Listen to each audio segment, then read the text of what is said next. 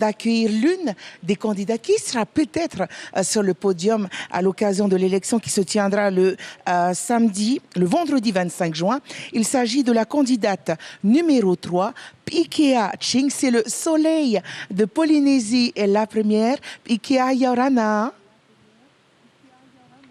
Yorana Emere. Tu es rayonnante et on est ravis de t'accueillir dans notre émission, ce qui permettra certainement au public d'en savoir un peu plus sur toi. Alors, je voudrais te demander avant tout, pour commencer, Ikea, de te présenter, qui tu es, d'où tu viens, et ce qui t'a surtout motivé à te présenter à l'élection de Miss Tahiti.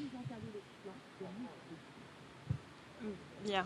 Avant tout, merci Emere de m'accueillir aujourd'hui sur l'émission Farima Ohi.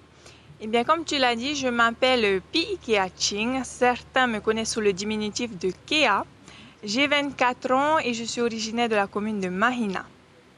Cette année, j'ai tenté l'aventure de Miss Tahiti, mais contrairement à certaines, ce n'est pas un rêve de petite fille.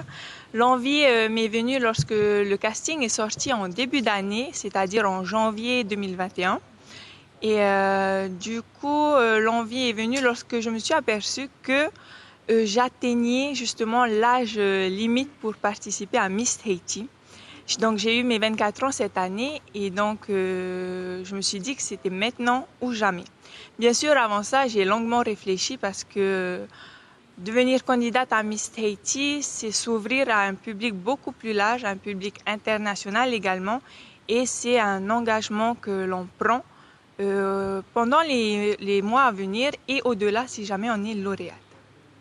Alors, le comité Miss Tahiti célèbre les 60 ans de règne de cette élection.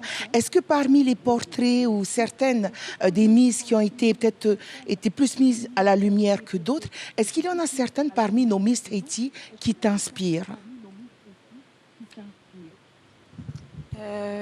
Bien évidemment, tout le monde sait que Mehiata Riaria fait partie des favorites.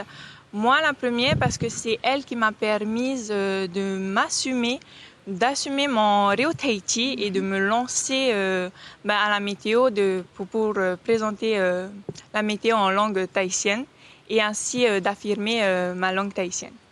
Alors justement, je compte justement te poser une question sur le Reo Tahiti. C'est quelque chose qui te tient à cœur, mais avant tout, je te sens très investie. Alors s'il y a une cause qui te tient à cœur et que tu aimerais soutenir, quelle serait-elle? Eh bien, pour tout te dire, je me suis déjà lancée en début d'année 2021 où j'ai lancé une procédure de parrainage avec la Croix-Rouge afin d'aider les enfants défavorisés. Malheureusement, avec les restrictions Covid, le parrainage n'a pas pu se faire.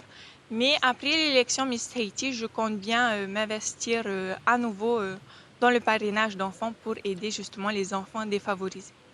Voilà un message qui sans doute interpellera toutes les associations qui œuvrent pour nos enfants désœuvrés. Alors on va revenir sur l'image que t'inspire Mehiata. Toi, en tant que présentatrice de météo, tu pratiques les deux langues, aussi bien le français que le Reo Tahiti. Quelle est la place justement du Reo dans ta vie de tous les jours? Alors personnellement, le Reo Tahiti pour moi, c'est ma façon à moi d'affirmer mon identité culturelle, mon identité tahitienne.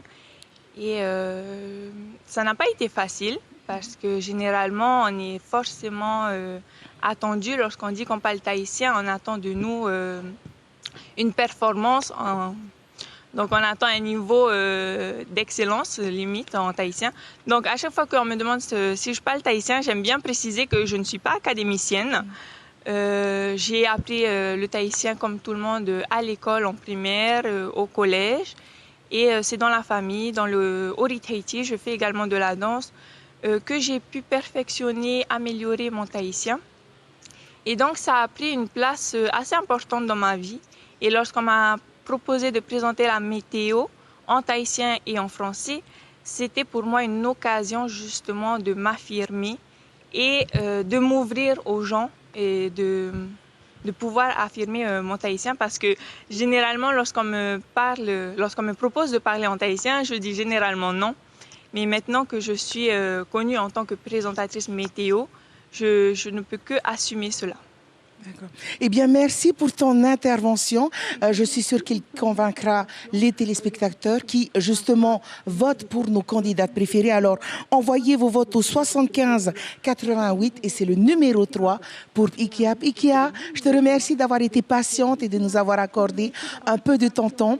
On se retrouve pour le gala du 5 juin et surtout l'élection du 25 juin. On te souhaite bonne chance, Ikia. Merci Éméré, merci à Pauline Nizila.